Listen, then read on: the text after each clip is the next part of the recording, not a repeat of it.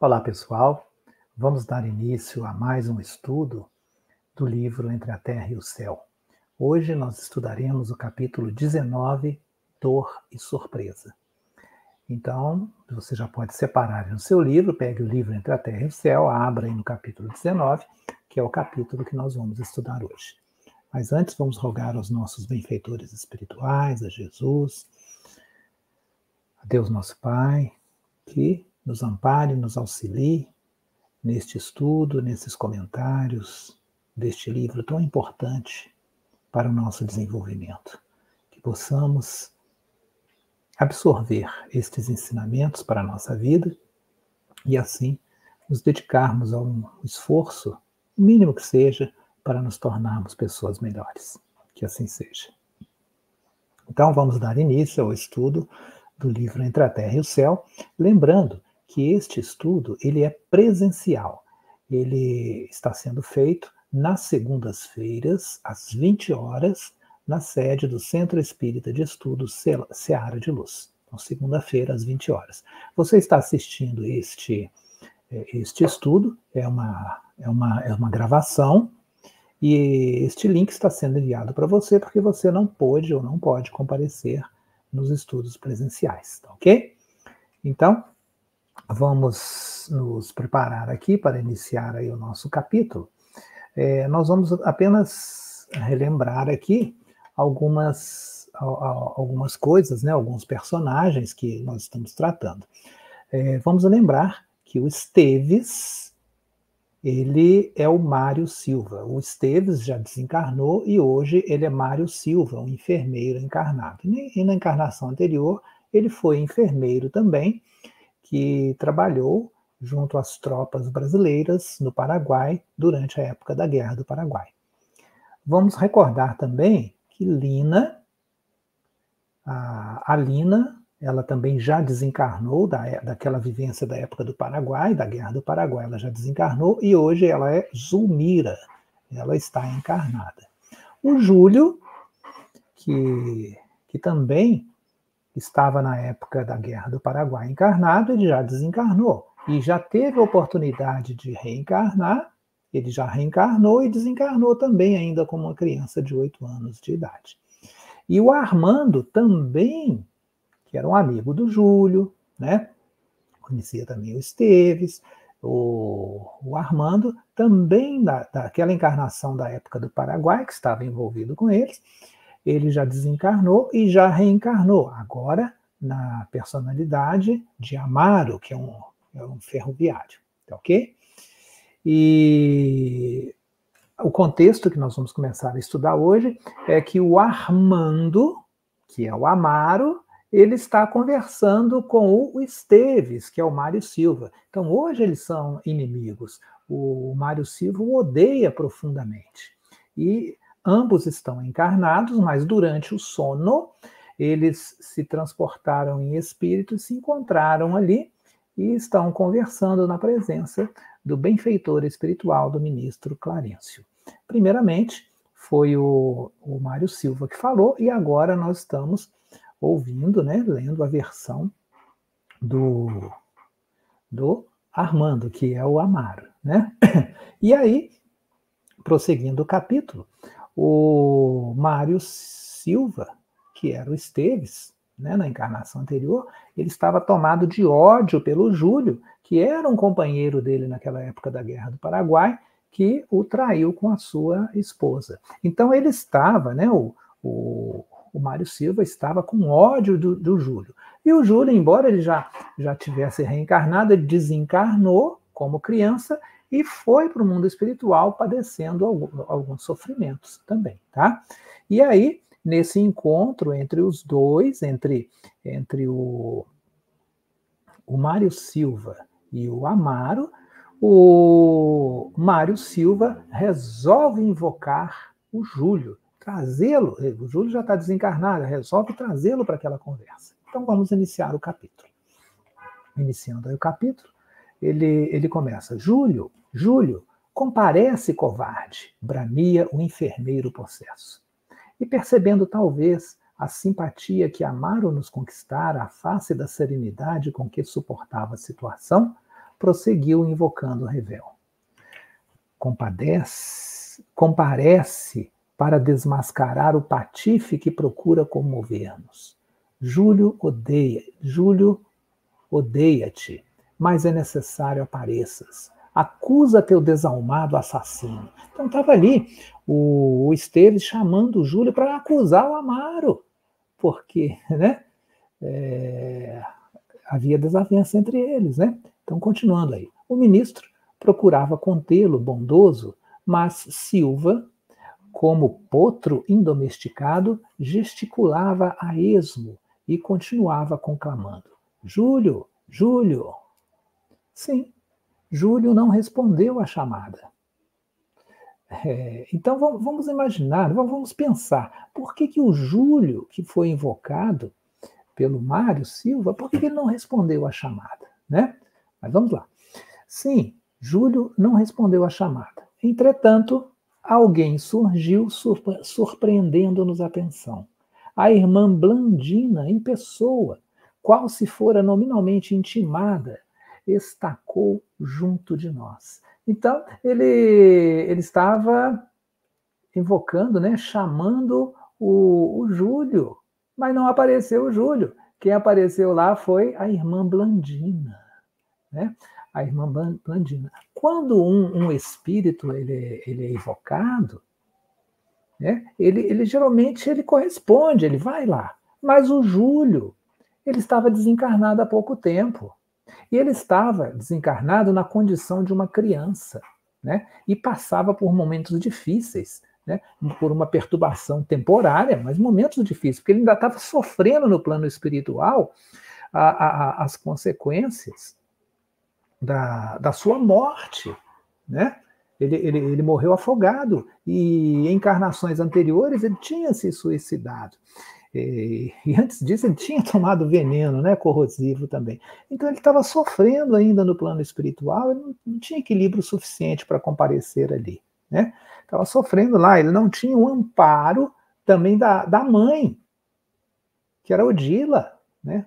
Ele havia desencarnado, em relação à última encarnação, desencarnado há pouco tempo, e ele não tinha o amparo da mãe, digamos, biológica dele, que era a Odila, que também estava perturbada, ela estava obsediando a Zulmira, né?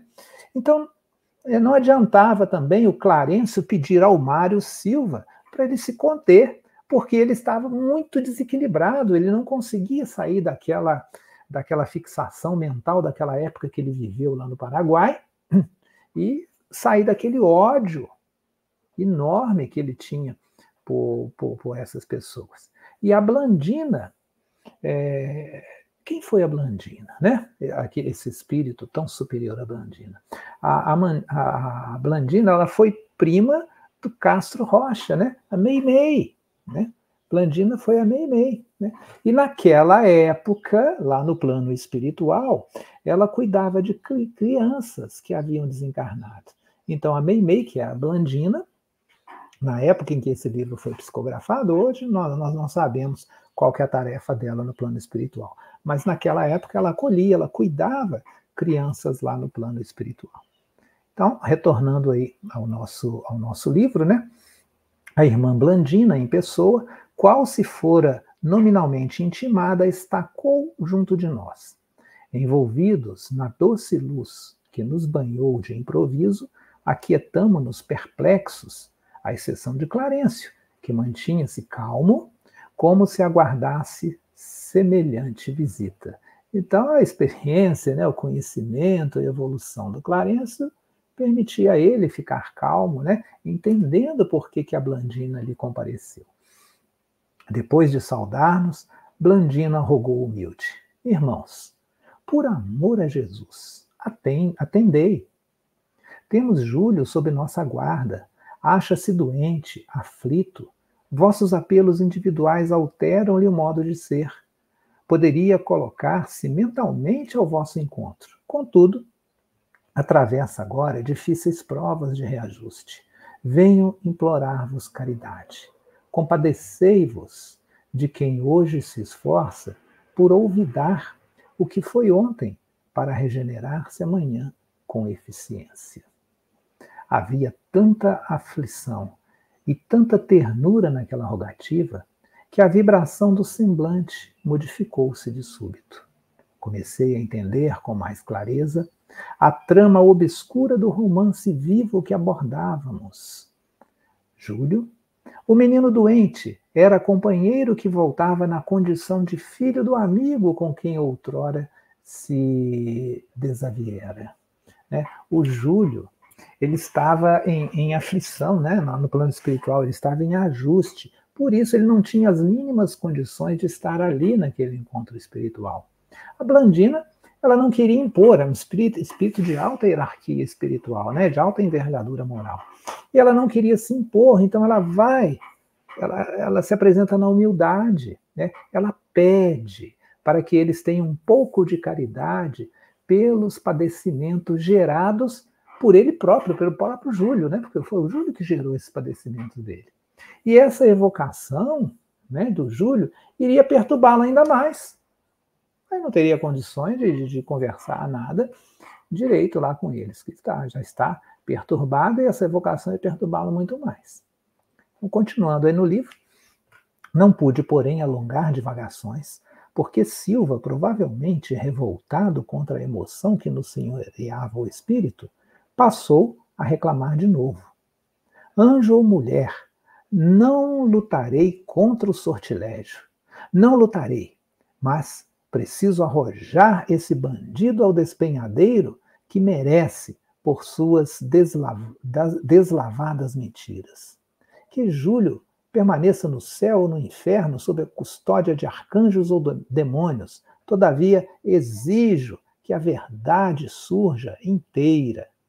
Recorra ao testemunho de Lina, que Lina compareça, que ela deponha.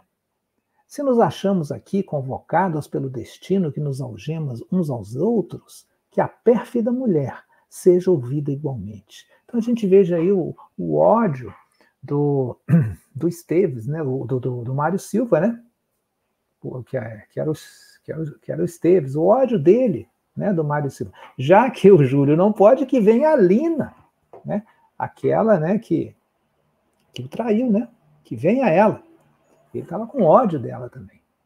Então, continuando, nosso instrutor, assumindo a chefia espiritual do grupo, convidou com energia e brandura. Lina encontra-se não longe de nós. Entremos. A determinação foi obedecida. Na penumbra do quarto, que já conhecíamos, a segunda esposa de Amaro jazia subjugada pela outra. Então, a segunda esposa de Amaro é a Zulmira. Então, ela estava sendo subjugada, obsediada pela Odila, aquela primeira esposa dele.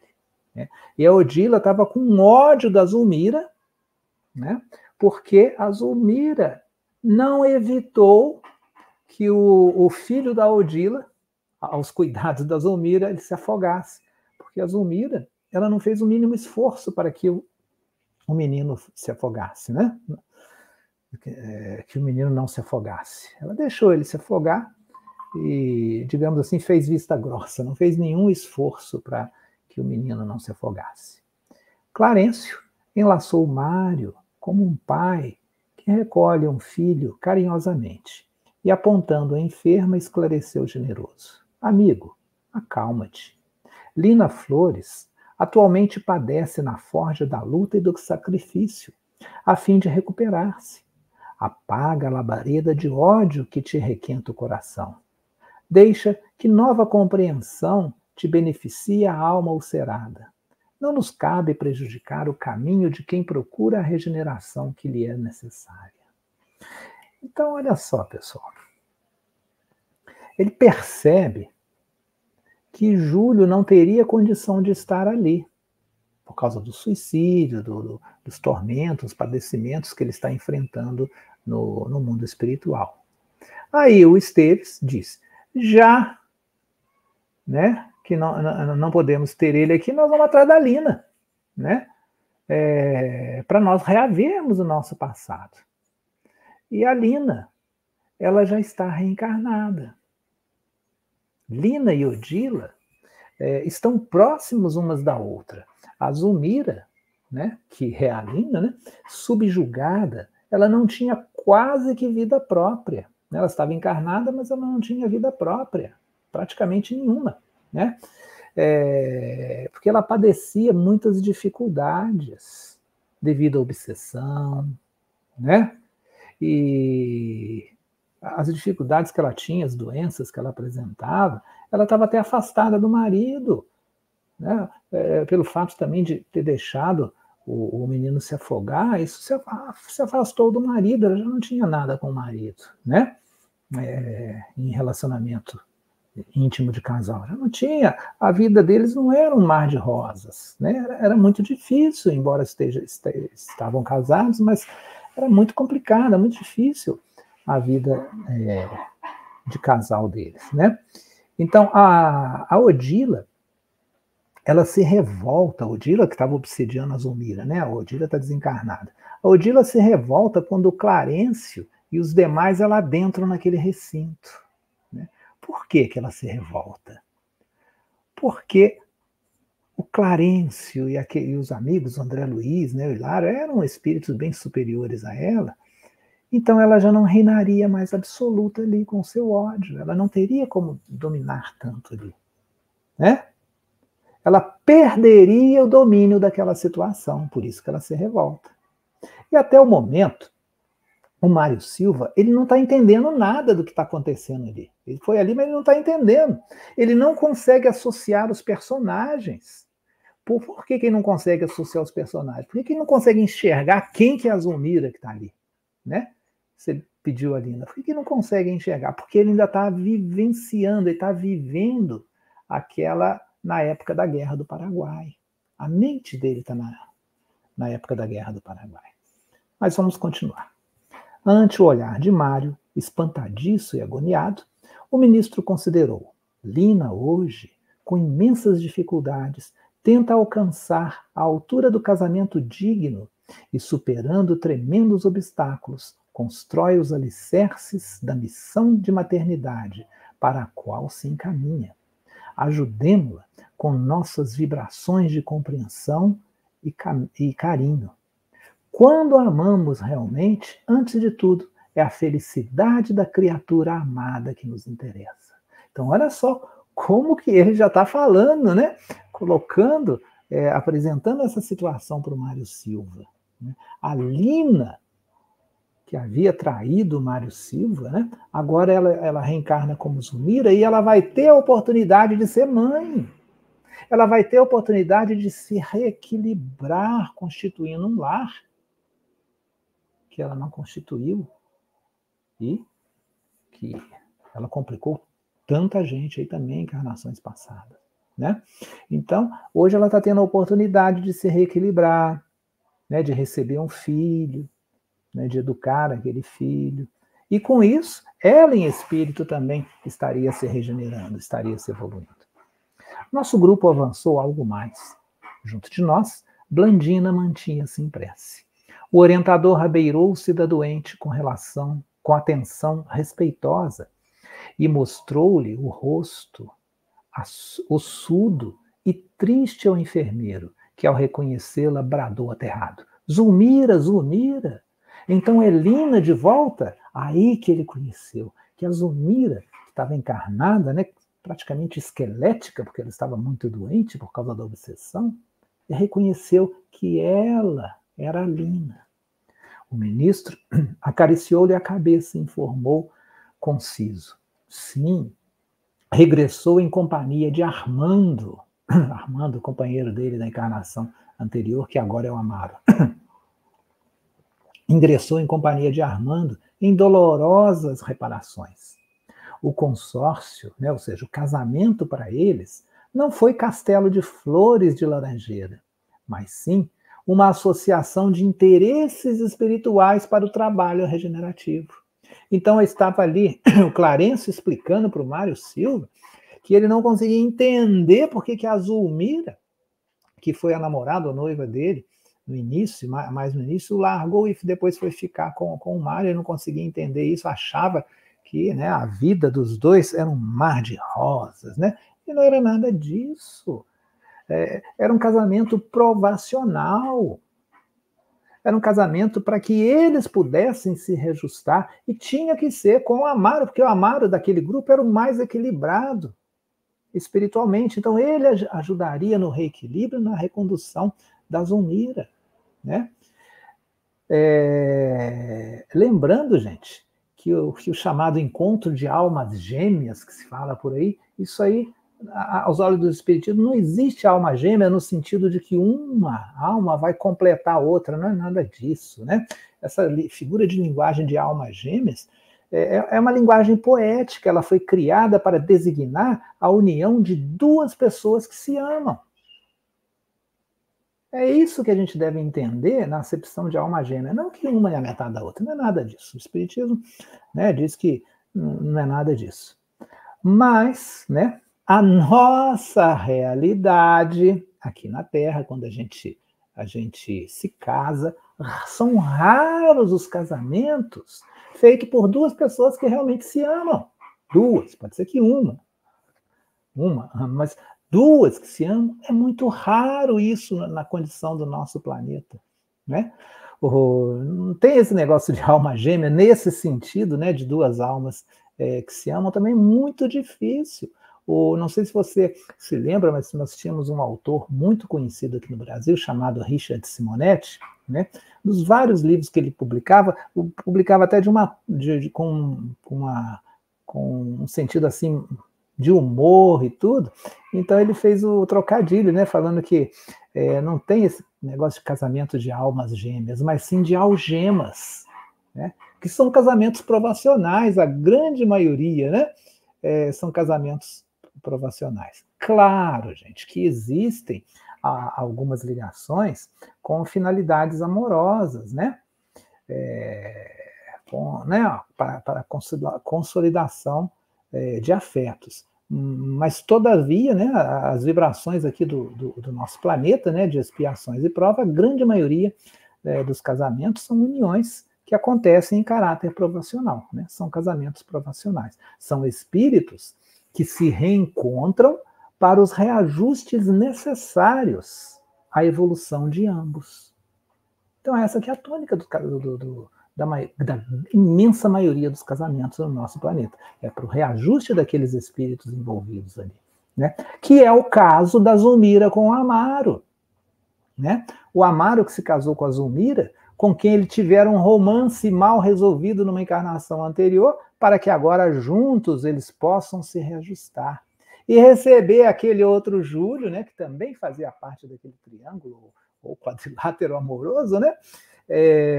Para receber o Júlio, daquele triângulo amoroso de ontem, né? Como o quê? Como um filho. Então, olha só, aquele que promoveu também, fez parte do desajuste dele no passado, virá como filho agora nessa encarnação, né? Ou seja, eles estão unidos pelo vínculo familiar agora, pelo vínculo da família biológica, né? E os três, eles deveriam superar os ressentimentos do passado. Então, nessa programação reencarnatória, que eles participaram dessa programação, os três devem, né, precisam superar, é a oportunidade que eles estão tendo para superar esses ressentimentos do passado e se reajustarem na afeição regeneradora, né? Aprendendo a praticar o verdadeiro amor. Né? É essa a maioria dos casamentos que tem aqui na Terra, né? Para que nós nos reajustemos. Né? Por isso, o Clarencio afirmou que para eles o casamento não foi um quê? Como é que ele fala? Um castelo de flores de laranjeira, né? Que isso simboliza, né? A linguagem da época simbolizava a felicidade, uma união, mas assim, não era aquela felicidade, mas uma união para o trabalho regenerativo de todos os envolvidos naquela família, né? Então agora vamos lá, né? Deixa eu me ver aqui, que eu me perdi aqui no meu texto. Mas vamos em frente, né? Armando, em luta no plano da vida real, para reerguer-se, aceitou o compromisso de reconduzi-la à dignidade feminina, amparando-lhe as angústias silenciosas. Então ele está confirmando, né, o que a gente tinha comentado. Estupefato, Silva exclamou cambaleante. Quer dizer, então, que Zulmira me traiu 2 vezes? Olha a visão do Mário Silva, né? A Zulmira como, né, a Lina traiu ele numa encarnação anterior e outra agora, mas na realidade isso não tinha acontecido, porque a Zulmira, ela passou a ficar com o Amaro depois que eles terminaram o relacionamento, não tem nada disso. Então na cabeça dele, né, do Mário Silva, que estava isso. E aí, vamos continuar no livro. Não te refiras à traição, corrigiu Clarencio, sem alterar-se. É imprescindível compreender. Armando ontem escutou apelos inferiores, incompatíveis com as responsabilidades de que se via depositário. Hoje, é compelido a responder, embora constrangido, a requisições de natureza edificante, às quais, em verdade, não lhe será lícito fugir. Lina Flores reclama alguém que a recambie ao serviço renovador, a fim de que se habilite a auxiliar Júlio devidamente. Todos somos devedores uns dos outros. As almas aprimoram-se em grupo, à maneira de pequenas constelações. Então, olha só, gente, as almas, elas se aprimoram em grupos. Nós estamos reencarnados, grupo a grupo, né? Quando nós reencarnamos, nós temos os nossos grupos de convivência, quer na família, quer no trabalho, quer no centro espírita, né? Então, nós estamos ali para nos aprimorarmos, para nós nos melhorarmos, porque o Clarencio colocou que as almas aprimoram-se em grupos, porque não tem como a gente evoluir sozinho. A evolução do espírito, ela é feita junto aos que lhe são afins, uns colaborando com o progresso dos outros, e todos iluminados pelo farol amoroso do Cristo. É isso que ele está colocando aqui nessa frase. As almas aprimoram-se grupo a grupo, à maneira de pequenas constelações, gravitando em torno do Sol Magno Jesus Cristo. Então é isso, a gente vai se aprimorando ali, né, com a iluminação dos ensinos de Jesus. Como um astro que se distancia do núcleo em que se integra, abandonaste a órbita dos velhos companheiros de evolução, caindo pelas vibrações de afetividade e ódio no centro de forças em que Leonardo Pires e Lola Ibarruri aguardam-te a precisa cooperação, de modo a se liberarem perante a lei. Amaro, no outro tempo, separou Zulmira e Júlio, estabelecendo os espinheiros dilacerantes entre os dois. Agora, cabe-lhe reuni-los no caminho familiar, para que, na posição de mãe e filho, se reajustem na afeição santificadora. Então, o Amaro, né, que era o Armando, ele separou o Júlio e a Lina, e agora eles, né, o Amaro, né, que era o Armando, esposo da Lina, que agora é a Zulmira, vão receber o Júlio como filho, para que eles possam se reajustar, né? Antigamente, isolaste Leonardo na afetuosa assistência de Lola, criando embaraços asfixiantes à própria marcha. Prepara-te na fé para congregá-los de novo no templo doméstico, igualmente na condição de filho e mãe, de maneira a se redimirem para a bênção do amor puro. Nossas ações são pesadas na justiça divina. Não podemos enganar o Supremo Senhor. Não podemos enganar o Supremo Senhor. Nossos débitos, por isso mesmo, devem ser resgatados, ceitil a ceitil. Então, até o último ceitil, nós precisamos quitar os nossos débitos, né? Ceitil, uma moedinha de valor correspondente a 1 centavo ou menos, né?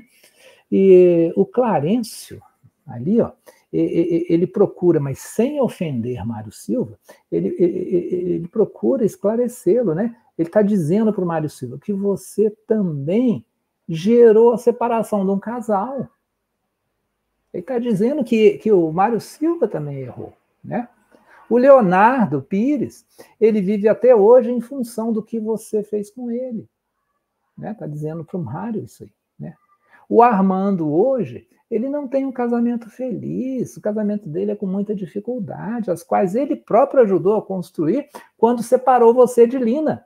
Então está esclarecendo isso para ele, né? Todos somos devedores uns dos outros.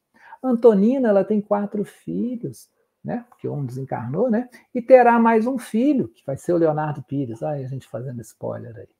Isso quer dizer que o lar, ela é uma escola de reajuste. Ou seja, vai ter problemática, uma escola problemática, turbulenta, difícil. Né? O Leonardo, ele vai vir no ventre da mulher que o traiu, olha só.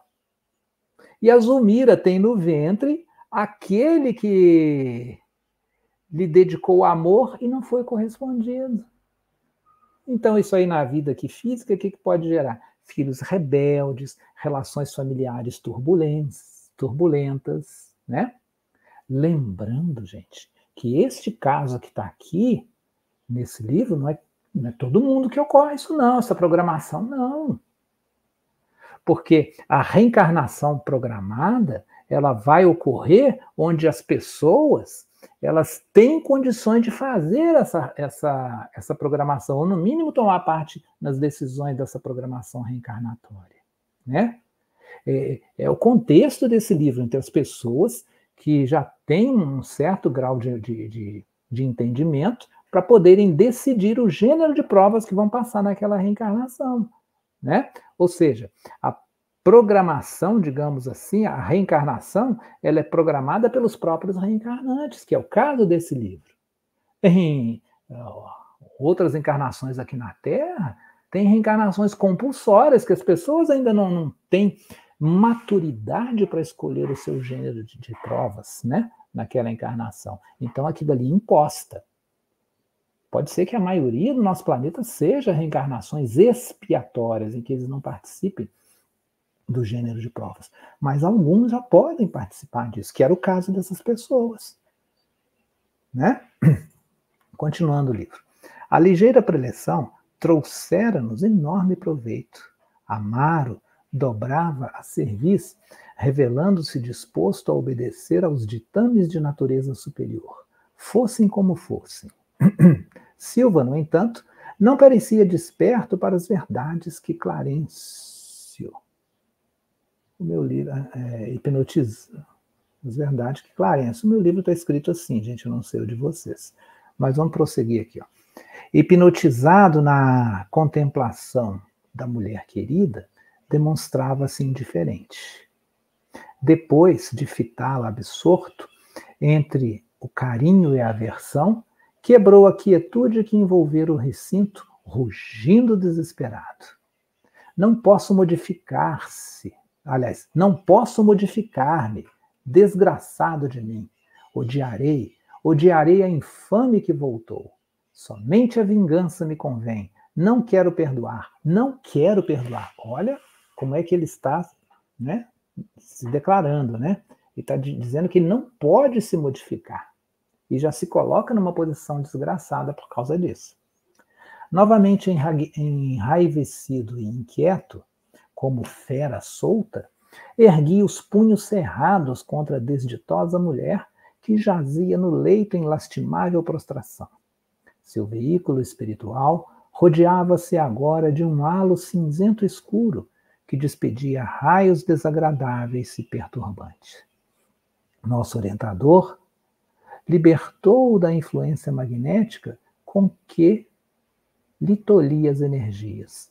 Tão logo se reconheceu sem o controle que lhe sofreava os movimentos, Silva retrocedeu, exclamando: não suporto mais, e correu, só um minutinho, e correu para o seio da noite.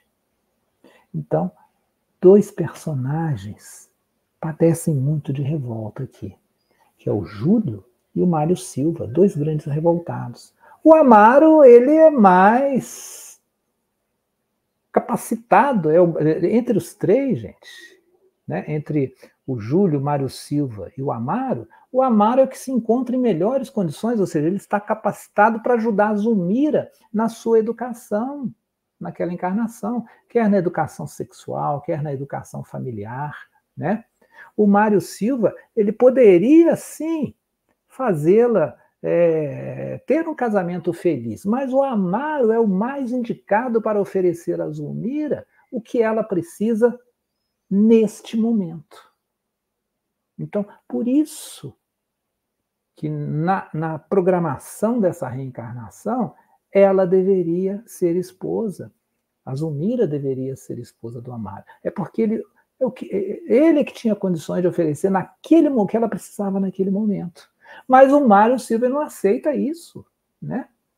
E quando o Júlio reencarnar, o Mário Silva ele será indiferente ao Júlio, né? Quando o Júlio reencarnar. Da mesma forma que a Zulmira foi indiferente ao próprio Júlio quando ele se afogou, né?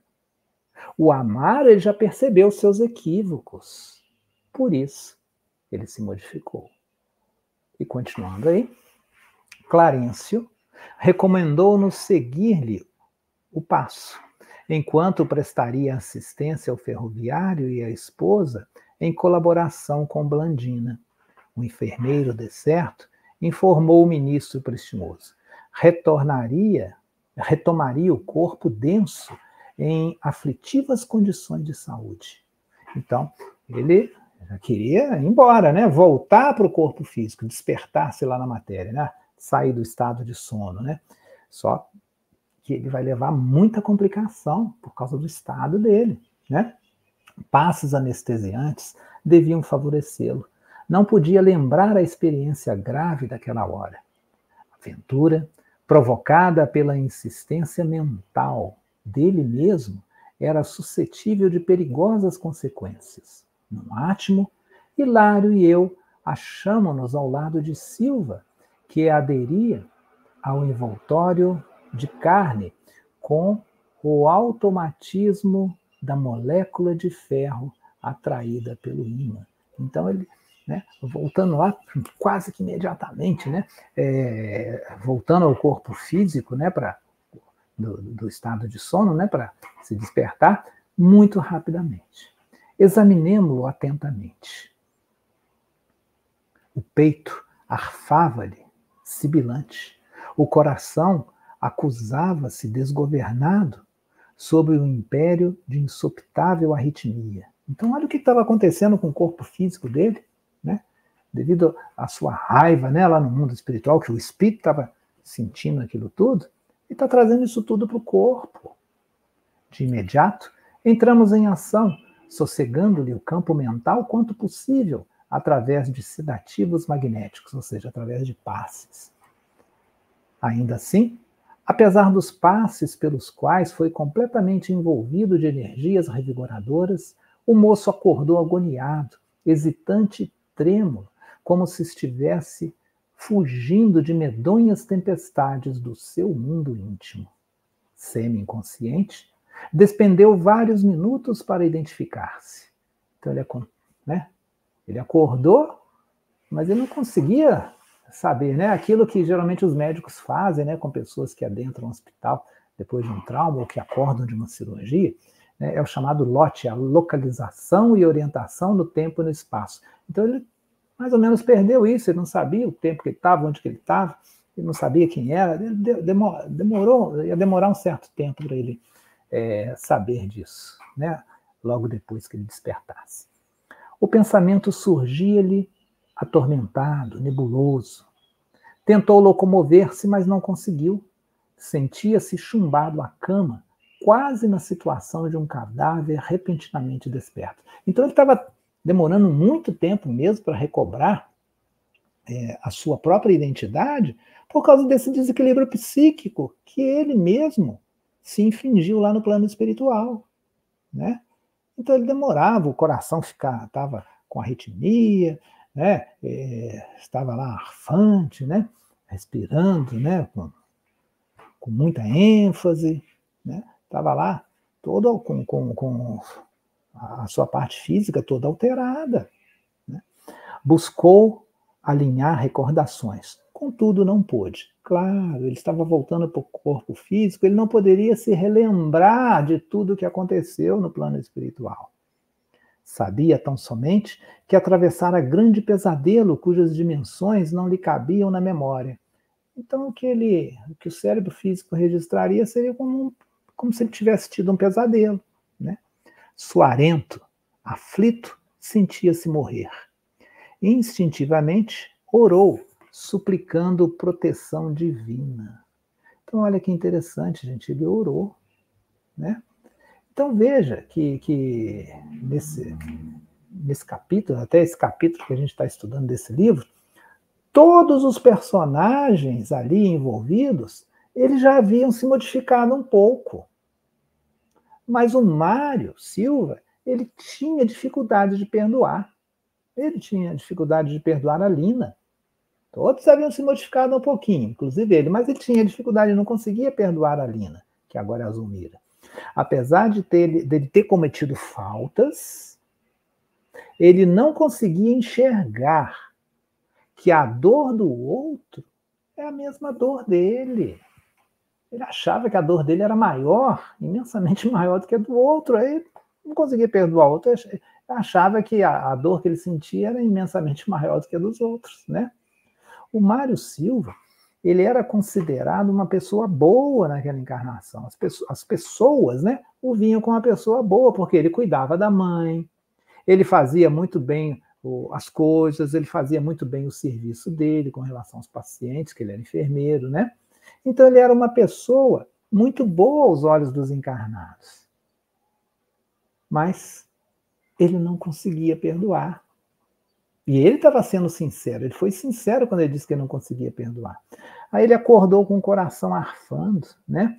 Mas ele tinha ajuda espiritual, porque aplicava um passe para que ele pudesse se acalmar, né? Ao voltar para o corpo, ele tenta lembrar o que aconteceu, mas ele tem, né, uma intuição, né, vagamente, né, do que aconteceu. Então ele tem uma intuição muito triste, porque ele não poderia se lembrar daquilo. O cérebro físico não registra as nossas atividades no plano espiritual enquanto a gente dorme, né? Então, intuitivamente, ele tinha uma tristeza por tudo aquilo que aconteceu. Aí, continuando aí no livro, né, que a gente já está quase terminando o capítulo, bastou essa atitude d'Alma para ligar-se com mais facilidade aos fluidos restauradores que administrávamos, né? Pouco a pouco, readquiriu os movimentos livres e levantou-se, ingerindo uma pílula calmante. Amedrontado, sentou-se ao leito e, mergulhando a cabeça nas mãos, falou, sem palavras, de si para si mesmo. Estou evidentemente conturbado. Amanhã consultarei um psiquiatra. É a minha única solução. Sim, concordei comigo mesmo. O ódio gera loucura. Então, olha, gente, olha que frase importante do André Luiz. O ódio gera loucura. As pessoas podem ficar loucas pelo ódio. Aí tem que procurar psiquiatra mesmo. Aí já tem que tratar com remédio, né? Quem se debate contra o bem cai nas garras da perturbação e da morte. Com semelhante raciocínio, afastei-me. Clarencio aguardava-nos. Era preciso continuar a lição.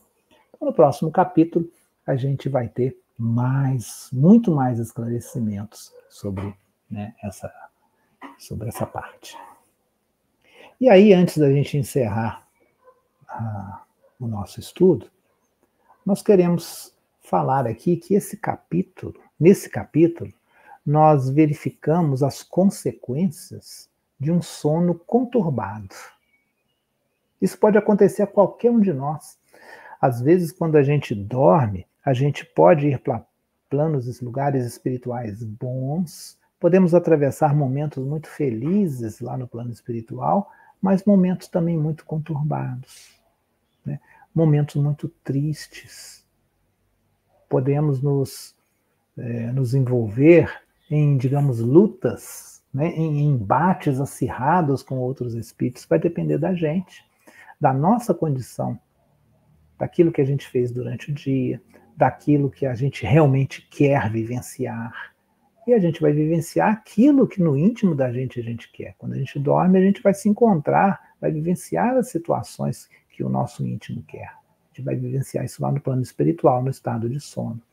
E nós, quando acordamos, trazemos essas consequências do sono, tanto um sono feliz quanto um sono conturbado. Então nós vamos focar aqui, gente, na nossa realidade do nosso dia a dia, né? Quais seriam as consequências de um sono conturbado mediante as experiências do nosso espírito quando a gente está em estado de sonho, né? E aquela pergunta, como que nós devemos nos preparar para um bom sono? Nós precisamos nos preparar para ter uma noite boa de sono, né? Do que depende a garantia de um sono tranquilo, um sono reparador, um sono renovador? Porque às vezes a gente dorme até 8 ou mais horas durante a noite, quando acorda o corpo está ruim, a gente não se sente bem, né? O que a gente precisa fazer para ter uma boa noite de sono?